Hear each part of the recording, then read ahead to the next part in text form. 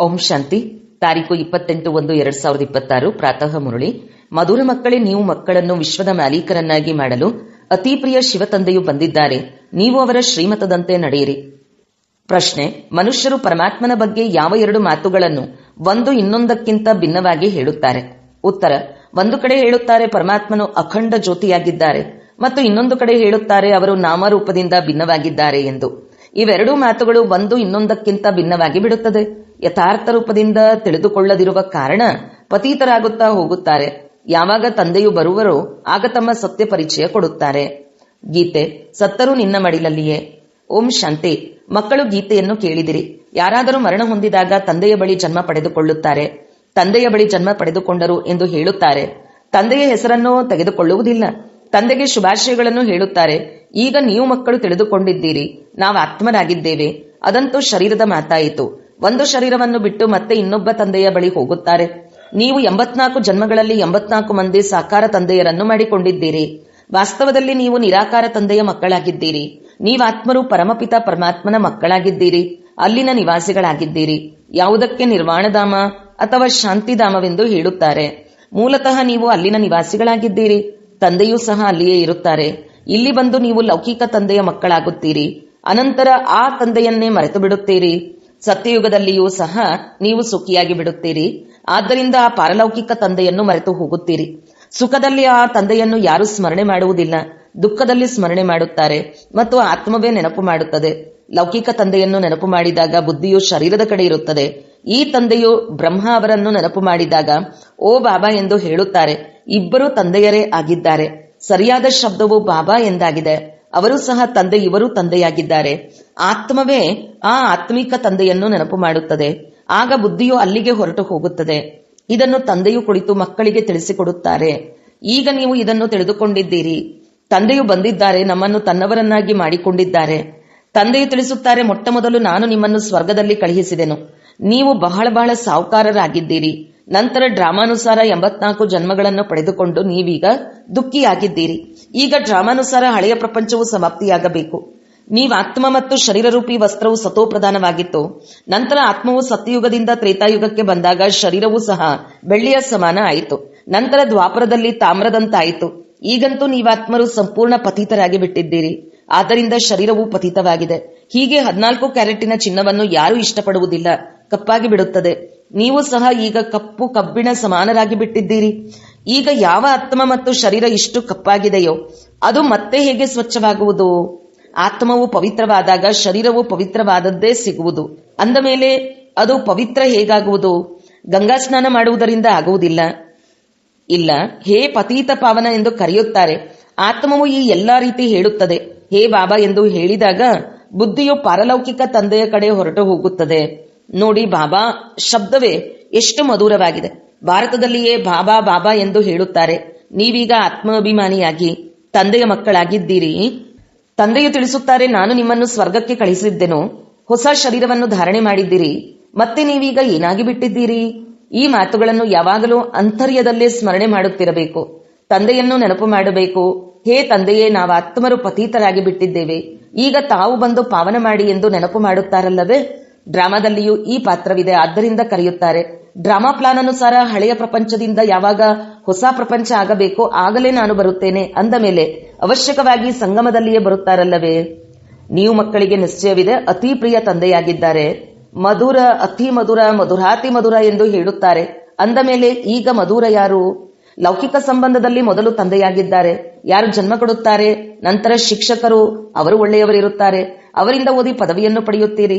ಜ್ಞಾನವು ಆದಾಯದ ಮೂಲವೆಂದು ಹೇಳಲಾಗುತ್ತದೆ. ಜ್ಞಾನವು ತಿಳುವಳಿಕೆಯಾಗಿದೆ, ಯೋಗವು ನೆನಪಾಗಿದೆ. ಅಂದಾಗ ಬೇಹದ್ದಿನ ತಂದೆಯು ಯಾರು ನಿಮ್ಮನ್ನು ಸ್ವರ್ಗದ ಮಾಲೀಕರನ್ನಾಗಿ ಮಾಡುತ್ತಿದ್ದರೋ ಅವರನ್ನು ನೀವೀಗ ಮರೆತು ಬಿಟ್ಟಿದ್ದೀರಿ. ಶಿವತಂದೆಯು ಹೇಗೆ ಬಂದರು ಎಂಬುದು ಯಾರಿಗೂ ತಿಳಿದಿಲ್ಲ. ಚಿತ್ರಗಳಲ್ಲಿಯೂ ಸ್ಪಷ್ಟವಾಗಿ ತೋರಿಸಲಾಗಿದೆ. ಶಿವತಂದೆಯು ಬ್ರಹ್ಮಾರವರ ಮೂಲಕ ಸ್ಥಾಪನೆ ಮಾಡಿಸುತ್ತಾರೆ. ರಾಜಯೋಗವನ್ನು ಕೃಷ್ಣನು ಹೇಗೆ ಕಲಿಸುವರು? ರಾಜಯೋಗವನ್ನು ಕಲಿಸುವುದೇ ಸತ್ಯಯುಗಕ್ಕಾಗಿ. ಅಂದ ಮೇಲೆ ಅವಶ್ಯಕವಾಗಿ ಸಂಗಮ ಯುಗದಲ್ಲಿ ತಂದೆಯೇ ಕಲಿಸಿರಬೇಕು. ಸತ್ಯಯುಗದ ಸ್ಥಾಪನೆ ಮಾಡುವವರು ತಂದೆಯಾಗಿದ್ದಾರೆ. ಶಿವತಂದೆಯು ಇವರ ಮೂಲಕ ಮಾಡಿಸುತ್ತಾರೆ. ಮಾಡಿಸುವವರಲ್ಲವೇ? ಮನುಷ್ಯರಂತೂ ತ್ರಿಮೂರ್ತಿ ಬ್ರಹ್ಮನೆಂದು ಹೇಳಿಬಿಡುತ್ತಾರೆ. ಆದರೆ ಶ್ರೇಷ್ಠಾತಿ ಶ್ರೇಷ್ಠನು ಶಿವ ಅಲ್ಲವೇ? ಬ್ರಹ್ಮನು ಸಾಕಾರಿ, ಇವರು ನಿರಾಕಾರಿಯಾಗಿದ್ದಾರೆ. ಸೃಷ್ಟಿಯು ಇಲ್ಲಿಯೇ ಇದೆ. ಈ ಸೃಷ್ಟಿಯದೇ ಚಕ್ರವಾಗಿದೆ. ಅದು ಸುತ್ತುತ್ತಿರುತ್ತದೆ, ಪುನರಾವರ್ತನೆಯಾಗುತ್ತಿರುತ್ತದೆ. ಸೂಕ್ಷ್ಮವತನದ ಚಕ್ರವೆಂದು ಗಾಯನವಿಲ್ಲ. ಮನುಷ್ಯ ಸೃಷ್ಟಿಯ ಚರಿತ್ರೆ ಭೂಗೋಳವೇ ಪರಿವರ್ತನೆಯಾಗುತ್ತದೆ. ಸೂಕ್ಷ್ಮವತನದಲ್ಲಿ ಯಾವುದೇ ಚಕ್ರ ಇತ್ಯಾದಿ ಇರುವುದಿಲ್ಲ. ವಿಶ್ವದ ಇತಿಹಾಸ ಭೂಗೋಳವು ಪುನರಾವರ್ತನೆ ಎಂದು ಗಾಯನವಿದೆ. ಅದು ಇಲ್ಲಿಯ ಕಲಿಯುಗವನ್ನು ಸತ್ಯಯುಗವನ್ನಾಗಿ ಯಾರು ಮಾಡುವರು? ನರಕವಾಸಿಗಳನ್ನು ಸ್ವರ್ಗವಾಸಿಗಳನ್ನಾಗಿ ಮಾಡಲು ತಂದೆಯು ಸಂಗಮ ಯುಗದಲ್ಲಿ ಬರುತ್ತಾರೆ. ಇದಂತೂ ಸರ್ವಶಕ್ತಿವಂತ ತಂದೆಯ ಸರ್ಕಾರವಾಗಿದೆ. ಜೊತೆಯಲ್ಲಿ ಧರ್ಮರಾಜನೂ ಇದ್ದಾರೆ. ನಾನು ನಿರ್ಗುಣನಲ್ಲಿ ಯಾವುದೇ ಗುಣ ಇಲ್ಲವೆಂದು ಆತ್ಮವು ಹೇಳುತ್ತದೆ. ಯಾವುದೇ ದೇವತೆಯ ಮುಂದೆ ಹೋಗುತ್ತಾರೆಂದರೆ ಅವರ ಮುಂದೆ ಹೀಗೆ ಹೇಳುತ್ತಾರೆ. ವಾಸ್ತವದಲ್ಲಿ ಈ ರೀತಿ ತಂದೆಗೆ ಹೇಳಬೇಕು. ತಂದೆಯನ್ನು ಬಿಟ್ಟು ಬಂದು ಸಹೋದರರನ್ನು, ದೇವತೆಗಳನ್ನು ಹಿಡಿದುಕೊಂಡಿದ್ದಾರೆ. ಈ ದೇವತೆಗಳು ಸಹೋದರರಾದರಲ್ಲವೇ? ಸಹೋದರರಿಂದ ಏನೂ ಸಿಗುವುದಿಲ್ಲ. ಸಹೋದರರ ಪೂಜೆ ಮಾಡುತ್ತಾ ಮಾಡುತ್ತಾ ಕೆಳಗಿಳಿಯುತ್ತಾ ಬಂದಿದ್ದಾರೆ. ನೀವೀಗ ತಿಳಿದುಕೊಂಡಿದ್ದೀರಿ, ತಂದೆಯು ಬಂದಿದ್ದಾರೆ, ಅವರಿಂದ ನಮಗೆ ಆಸ್ತಿಯೂ ಸಿಗುತ್ತದೆ. ಮನುಷ್ಯರು ತಂದೆಯನ್ನೇ ತಿಳಿದುಕೊಂಡಿಲ್ಲ. ಸರ್ವವ್ಯಾಪಿ ಎಂದು ಹೇಳಿಬಿಡುತ್ತಾರೆ. ಇನ್ನು ಕೆಲವರು ತಂದೆಯು ಅಖಂಡ ಜ್ಯೋತಿ ತತ್ವ ಎಂದು ಹೇಳುತ್ತಾರೆ. ತಂದೆಯು ನಾಮರೂಪದಿಂದ ಭಿನ್ನವೆಂದು ಕೆಲವರು ಹೇಳುತ್ತಾರೆ. ಯಾವಾಗ ಅಖಂಡ ಜ್ಯೋತಿ ಸ್ವರೂಪನಾಗಿದ್ದಾರೆ ಎಂದ ಮೇಲೆ ಮತ್ತೆ ಅವರು ನಾಮರೂಪದಿಂದ ಭಿನ್ನವೆಂದು ಹೇಗೆ ಹೇಳುತ್ತೀರಿ? ತಂದೆಯನ್ನು ತಿಳಿದುಕೊಳ್ಳದಿರುವ ಕಾರಣದಿಂದಲೇ ಪತೀತರಾಗಿ ಬಿಟ್ಟಿದ್ದಾರೆ. ತಮೋಪ್ರಧಾನರು ಆಗಲೇಬೇಕು. ಮತ್ತೆ ಯಾವಾಗ ತಂದೆಯು ಬರುತ್ತಾರೆಯೋ ಆಗ ಎಲ್ಲರನ್ನೂ ಸತೋಪ್ರಧಾನರನ್ನಾಗಿ ಮಾಡುತ್ತಾರೆ. ಆತ್ಮಗಳು ನಿರಾಕಾರಿ ಪ್ರಪಂಚದಲ್ಲಿ ತಂದೆಯ ಜೊತೆ ಇರುತ್ತಾರೆ. ನಂತರ ಇಲ್ಲಿ ಸತೋ ರಜೋ ತಮೋದಲ್ಲಿ ಬಂದು ಪಾತ್ರವನ್ನು ಅಭಿನಯಿಸುತ್ತಾರೆ. ಆತ್ಮವೇ ತಂದೆಯನ್ನು ನೆನಪು ಮಾಡುತ್ತದೆ. ತಂದೆಯು ಬರುತ್ತಾರೆ, ನಾನು ಬ್ರಹ್ಮನ ತನುವಿನ ಆಧಾರ ಪಡೆದುಕೊಳ್ಳುತ್ತೇನೆಂದು ಹೇಳುತ್ತಾರೆ. ಇದು ಭಾಗ್ಯಶಾಲಿ ರಥವಾಗಿದೆ. ಆತ್ಮವು ರಥವಿಲ್ಲದೆ ಇರುವುದಿಲ್ಲ. ಈಗ ನೀವು ಮಕ್ಕಳಿಗೆ ತಿಳಿಸಲಾಗಿದೆ. ಇದು ಜ್ಞಾನದ ಮಳೆಯಾಗಿದೆ, ತಿಳುವಳಿಕೆಯಾಗಿದೆ. ಇದರಿಂದೇನು ಆಗುತ್ತದೆ? ಪತೀತ ಪ್ರಪಂಚದಿಂದ ಪಾವನ ಪ್ರಪಂಚವಾಗುತ್ತದೆ. ಈ ಗಂಗಾ ಜಮುನಾ ಸತ್ಯಯುಗದಲ್ಲಿಯೂ ಇರುತ್ತದೆ. ಕೃಷ್ಣನು ಜಮುನಾ ನದಿಯ ತೀರದಲ್ಲಿ ಆಟವಾಡುತ್ತಾನೆಂದು ಹೇಳುತ್ತಾರೆ. ಆದರೆ ಈ ರೀತಿಯ ಮಾತೇನೂ ಇಲ್ಲ. ಕೃಷ್ಣನಂತೂ ಸತ್ಯಯುಗದ ರಾಜಕುಮಾರನಾಗಿದ್ದಾನೆ. ಅವನನ್ನು ಬಹಳ ಚೆನ್ನಾಗಿ ಸಂಭಾಲನೆ ಮಾಡಲಾಗುತ್ತದೆ. ಏಕೆಂದರೆ ಹೂ ಅಲ್ಲವೇ? ಹೂ ಎಷ್ಟೊಂದು ಸುಂದರವಾಗಿರುತ್ತದೆ. ಎಲ್ಲರೂ ಹೂವಿನಿಂದ ಸುಗಂಧವನ್ನು ಪಡೆದುಕೊಳ್ಳುತ್ತಾರೆ, ಮುಳ್ಳುಗಳಿಂದ ಪಡೆದುಕೊಳ್ಳುವುದಿಲ್ಲ. ಈಗಂತೂ ಇದು ಮುಳ್ಳುಗಳ ಪ್ರಪಂಚವಾಗಿದೆ. ಮುಳ್ಳಿನ ಕಾಡನ್ನು ತಂದೆಯು ಬಂದು ಹೂದೋಟವನ್ನಾಗಿ ಮಾಡುತ್ತಾರೆ. ಆದ್ದರಿಂದ ಅವರಿಗೆ ಬಬುಲನಾಥನೆಂದು ಹೆಸರಿಟ್ಟಿದ್ದಾರೆ. ಮುಳ್ಳುಗಳನ್ನು ಹೂಗಳನ್ನಾಗಿ ಮಾಡುತ್ತಾರೆ. ಆದ್ದರಿಂದ ಮುಳ್ಳುಗಳನ್ನು ಹೂವನ್ನಾಗಿ ಮಾಡುವ ತಂದೆಯೆಂದು ಅವರನ್ನು ಮಹಿಮೆ ಮಾಡುತ್ತಾರೆ. ಈಗ ನೀವು ಮಕ್ಕಳಿಗೆ ತಂದೆಯ ಜೊತೆ ಎಷ್ಟೊಂದು ಪ್ರೀತಿ ಇರಬೇಕು. ಆ ಲೌಕಿಕ ತಂದೆಯಂತೂ ನಿಮ್ಮನ್ನು ಕೆಸರಿನಲ್ಲಿ ಹಾಕುತ್ತಾರೆ. ಈ ತಂದೆಯು 21 ಜನ್ಮಗಳಿಗಾಗಿ ನಿಮ್ಮನ್ನು ಕೆಸರಿನಿಂದ ಹೊರತೆಗೆದು ಪಾವನರನ್ನಾಗಿ ಮಾಡುತ್ತಾರೆ.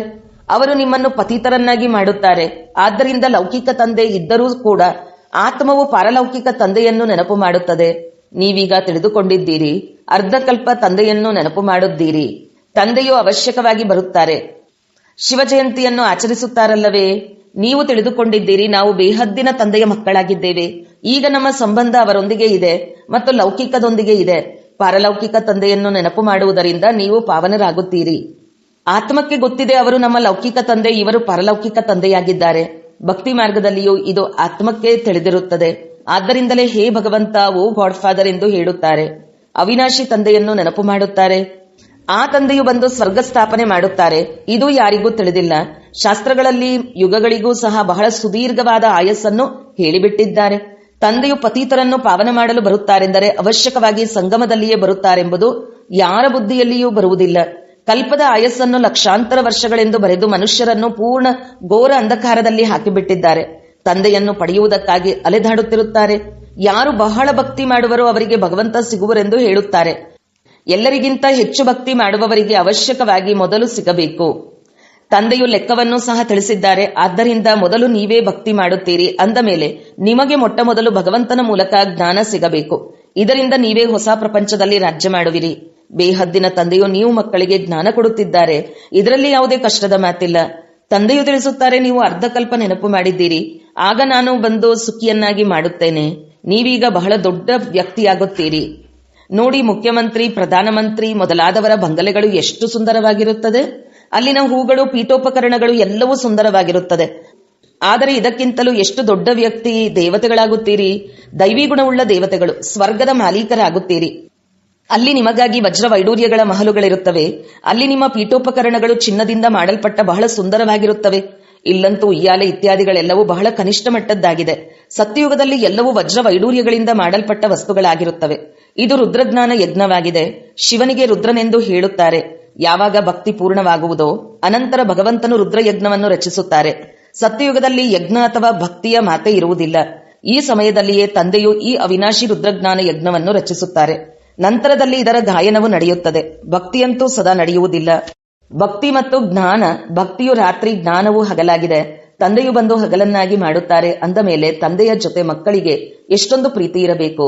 ತಂದೆಯು ನಮ್ಮನ್ನು ವಿಶ್ವದ ಮಾಲೀಕರನ್ನಾಗಿ ಮಾಡುತ್ತಾರೆ. ಅತೀ ಪ್ರಿಯ ತಂದೆಯಾಗಿದ್ದಾರೆ. ಅವರಿಗಿಂತ ಹೆಚ್ಚು ಪ್ರಿಯವಾದ ವಸ್ತು ಬೇರೆ ಯಾವುದೂ ಇಲ್ಲ. ಅರ್ಧಕಲ್ಪದಿಂದ ನೆನಪು ಮಾಡುತ್ತಾ ಬಂದಿದ್ದೀರಿ. ಬಾಬಾ ಬಂದು ನಮ್ಮ ದುಃಖವನ್ನು ದೂರ ಮಾಡಿ ಎಂದು ಕರೆದಿದ್ದರಿಂದ ಈಗ ತಂದೆಯು ಬಂದಿದ್ದಾರೆ. ತಿಳಿಸುತ್ತಾರೆ, ಮಕ್ಕಳೇ, ನೀವು ತಮ್ಮ ಗೃಹಸ್ಥ ವ್ಯವಹಾರದಲ್ಲಂತೂ ಇರಲೇಬೇಕು. ಇಲ್ಲಿ ತಂದೆಯ ಬಳಿ ಎಷ್ಟೊಂದು ಮಂದಿ ಬಂದು ಕುಳಿತುಕೊಳ್ಳುತ್ತೀರಿ. ತಂದೆಯ ಜೊತೆಯಲ್ಲಂತೂ ಪರಮಧಾಮದಲ್ಲಿಯೇ ಇರಲು ಸಾಧ್ಯ. ಇಲ್ಲಂತೂ ಇಷ್ಟೆಲ್ಲ ಮಕ್ಕಳು ಇರಲು ಸಾಧ್ಯವಿಲ್ಲ. ಶಿಕ್ಷಕರು ಹೇಗೆ ಪ್ರಶ್ನೆ ಕೇಳುತ್ತಾರೆ? ಧ್ವನಿವರ್ಧಕದಲ್ಲಿ ಎಲ್ಲರಿಗೆ ಹೇಗೆ ಪ್ರತ್ಯುತ್ತರ ಕೊಡಲು ಸಾಧ್ಯ? ಆದ್ದರಿಂದ ಕೆಲವರೇ ವಿದ್ಯಾರ್ಥಿಗಳನ್ನು ಕೂರಿಸಿಕೊಂಡು ಓದಿಸುತ್ತಾರೆ. ಕಾಲೇಜುಗಳಂತೂ ಬಹಳಷ್ಟಿರುತ್ತವೆ. ಮತ್ತೆ ಎಲ್ಲರ ಪರೀಕ್ಷೆಗಳಾಗುತ್ತವೆ. ಪಟ್ಟಿ ಮಾಡುತ್ತಾರೆ. ಇಲ್ಲಂತೂ ಒಬ್ಬ ತಂದೆಯೇ ಓದಿಸುತ್ತಾರೆ. ಇದನ್ನು ಸಹ ತಿಳಿಸಬೇಕು. ದುಃಖದಲ್ಲಿ ಎಲ್ಲರೂ ಆ ಪಾರಲೌಕಿಕ ತಂದೆಯನ್ನು ನೆನಪು ಮಾಡುತ್ತಾರೆ. ಈಗ ಆ ತಂದೆಯು ಬಂದಿದ್ದಾರೆ. ಮಹಾಭಾರತ ಯುದ್ಧವು ಸಮ್ಮುಖದಲ್ಲಿ ನಿಂತಿದೆ. ಮಹಾಭಾರತ ಯುದ್ಧದಲ್ಲಿ ಕೃಷ್ಣನು ಬಂದನೆಂದು ಅವರು ತಿಳಿಯುತ್ತಾರೆ. ಇದಂತೂ ಸಾಧ್ಯವಿಲ್ಲ. ಪಾಪ ಮನುಷ್ಯರು ತಬ್ಬಿಬ್ಬಾಗಿದ್ದಾರೆ. ಆದರೂ ಸಹ ಕೃಷ್ಣ ಕೃಷ್ಣ ಎಂದು ನೆನಪು ಮಾಡುತ್ತಿರುತ್ತಾರೆ. ಈಗ ಅತಿ ಪ್ರಿಯನು ಶಿವನೂ ಆಗಿದ್ದಾರೆ ಮತ್ತು ಕೃಷ್ಣನೂ ಆಗಿದ್ದಾರೆ. ಆದರೆ ಅವರು ನಿರಾಕಾರ, ಕೃಷ್ಣನು ಸಾಕಾರಿಯಾಗಿದ್ದಾನೆ. ನಿರಾಕಾರ ತಂದೆಯು ಎಲ್ಲ ಆತ್ಮಗಳ ತಂದೆಯಾಗಿದ್ದಾರೆ. ವಾಸ್ತವದಲ್ಲಿ ಇಬ್ಬರೂ ಅತಿ ಪ್ರಿಯರಾಗಿದ್ದಾರೆ. ಕೃಷ್ಣನು ಸಹ ವಿಶ್ವದ ಮಾಲೀಕನಲ್ಲವೇ? ನೀವೀಗ ನಿರ್ಣಯ ಮಾಡಿ, ಹೆಚ್ಚು ಪ್ರಿಯರು ಯಾರು? ಶಿವ ತಂದೆಯೇ ಆ ರೀತಿ ಯೋಗ್ಯರನ್ನಾಗಿ ಮಾಡುತ್ತಾರಲ್ಲವೇ? ಕೃಷ್ಣನೇನು ಮಾಡುತ್ತಾನೆ? ತಂದೆಯೇ ಅವರನ್ನು ಈ ರೀತಿ ಮಾಡುತ್ತಾರೆ. ಅಂದ ಮೇಲೆ ಹೆಚ್ಚು ಗಾಯನವೂ ಸಹ ಆ ತಂದೆಗೆ ಇರಬೇಕು. ಶಂಕರನ ನೃತ್ಯವನ್ನು ತೋರಿಸುತ್ತಾರೆ. ವಾಸ್ತವದಲ್ಲಿ ನೃತ್ಯ ಮೊದಲಾದ ಮಾತಿಲ್ಲ. ತಂದೆಯು ತಿಳಿಸಿದ್ದಾರೆ, ನೀವೆಲ್ಲರೂ ಪಾರ್ವತಿಯರಾಗಿದ್ದೀರಿ. ಈ ಅಮರನಾಥ ಶಿವನು ನಿಮಗೆ ಕಥೆಯನ್ನು ತಿಳಿಸುತ್ತಿದ್ದಾರೆ. ಅದು ನಿರ್ವಿಕಾರಿ ಪ್ರಪಂಚವಾಗಿದೆ. ವಿಕಾರದ ಮಾತಿಲ್ಲ. ತಂದೆಯು ವಿಕಾರಿ ಪ್ರಪಂಚವನ್ನು ರಚಿಸುವರೇ? ವಿಕಾರದಲ್ಲಿಯೇ ದುಃಖವಿದೆ. ಮನುಷ್ಯರು ಹಠಯೋಗ ಇತ್ಯಾದಿಗಳನ್ನು ಬಹಳಷ್ಟು ಕಲಿಯುತ್ತಾರೆ. ಗುಹೆಗಳಲ್ಲಿ ಹೋಗಿ ಕುಳಿತುಕೊಳ್ಳುತ್ತಾರೆ. ಬೆಂಕಿಯಲ್ಲಿಯೂ ನಡೆದು ಹೋಗುತ್ತಾರೆ. ರಿದ್ದೆ ಸಿದ್ಧಿಯೂ ಬಹಳಷ್ಟಿದೆ. ಜಾದುಗಾರಿಯಿಂದ ಬಹಳಷ್ಟು ವಸ್ತುಗಳು ಹೊರತೆಗೆಯುತ್ತಾರೆ. ವಾಸ್ತವದಲ್ಲಿ ಭಗವಂತನನ್ನು ಸಹ ಜಾದೂಗಾರ, ರತ್ನಾಗಾರ, ಸೌದಾಗಾರನೆಂದು ಹೇಳುತ್ತಾರೆ. ಅಂದ ಮೇಲೆ ಅವಶ್ಯಕವಾಗಿ ಚೈತನ್ಯವಾಗಿದ್ದಾರಲ್ಲವೇ? ನಾನು ಬರುತ್ತೇನೆಂದು ತಂದೆಯು ಹೇಳುತ್ತಾರೆ. ಅಂದ ಮೇಲೆ ಜಾದೂಗಾರ ಅಲ್ಲವೇ? ಮನುಷ್ಯನನ್ನು ದೇವತೆ, ಭಿಕಾರಿಯಿಂದ ರಾಜಕುಮಾರನನ್ನಾಗಿ ಮಾಡುತ್ತಾರೆ. ಇಂತಹ ಜಾದುವನ್ನು ಎಂದಾದರೂ ನೋಡಿದ್ದೀರಾ? ಒಳ್ಳೆಯದು. ಮಧುರಾತಿ ಮಧುರ. ಅಗಲಿ ಹೋಗಿ ಮರಳಿ ಸಿಕ್ಕಿರುವ ಮಕ್ಕಳ ಪ್ರತಿ ಮಾತಾಪಿತಾ ಬಾಬ್ದಾದರವರ ನೆನಪು, ಪ್ರೀತಿ ಹಾಗೂ ಸುಪ್ರಭಾತ. ಆತ್ಮೀಯ ಮಕ್ಕಳಿಗೆ ಆತ್ಮೀಯ ತಂದೆಯ ನಮಸ್ತೆ. ಧಾರಣೆಗಾಗಿ ಮುಖ್ಯ ಸಾರ 1. ಹೂದೋಟದಲ್ಲಿ ಹೋಗಬೇಕು. ಆದ್ದರಿಂದ ಸುಗಂಧಭರಿತ ಹೂಗಳಾಗಬೇಕು. ಯಾರಿಗೂ ದುಃಖವನ್ನು ಕೊಡಬಾರದು. ಒಬ್ಬ ಪಾರಲೌಕಿಕ ತಂದೆಯೊಂದಿಗೆ ಸರ್ವ ಸಂಬಂಧಗಳನ್ನು ಜೋಡಿಸಬೇಕು. 2. ಶಿವ ತಂದೆಯು ಪ್ರಿಯಾತಿ ಪ್ರಿಯನಾಗಿದ್ದಾರೆ. ಅವರೊಬ್ಬರನ್ನೇ ಪ್ರೀತಿ ಮಾಡಬೇಕು. ಸುಖದಾತ ತಂದೆಯನ್ನು ನೆನಪು ಮಾಡಬೇಕು. ವರದಾನ: ಯಾರಲ್ಲಿಯೂ ಕೊರತೆ, ಬಲಹೀನತೆಗಳನ್ನು ನೋಡದೆಯೇ ತಮ್ಮ ಗುಣ ಅಥವಾ ಶಕ್ತಿಗಳ ಸಹಯೋಗವನ್ನು ಕೊಡುವಂತಹ ಮಾಸ್ಟರ್ ದಾತ ಭವ. ಸರ್ವ ಆತ್ಮರು ತಮ್ಮ ಸಮಾನ ಆಸ್ತಿಯ ಅಧಿಕಾರಿಯಾಗಿ ಬಿಡಲಿ. ಹೀಗೆ ಯಾರು ಸದಾ ಇದೇ ಆತ್ಮಿಕ ಭಾವನೆಯಲ್ಲಿ ಇರುತ್ತಾರೆಯೋ ಅವರೇ ಮಾಸ್ಟರ್ ದಾತ ಆಗಿದ್ದಾರೆ. ಅಂತಹವರು ಯಾರಲ್ಲಿಯೂ ಕೊರತೆ, ಬಲಹೀನತೆಗಳನ್ನು ನೋಡದೆ ಸ್ವಯಂ ಧಾರಣೆ ಮಾಡಿಕೊಂಡಿರುವ ಗುಣಗಳ, ಶಕ್ತಿಗಳ ಸಹಯೋಗವನ್ನು ಕೊಡುತ್ತಾರೆ.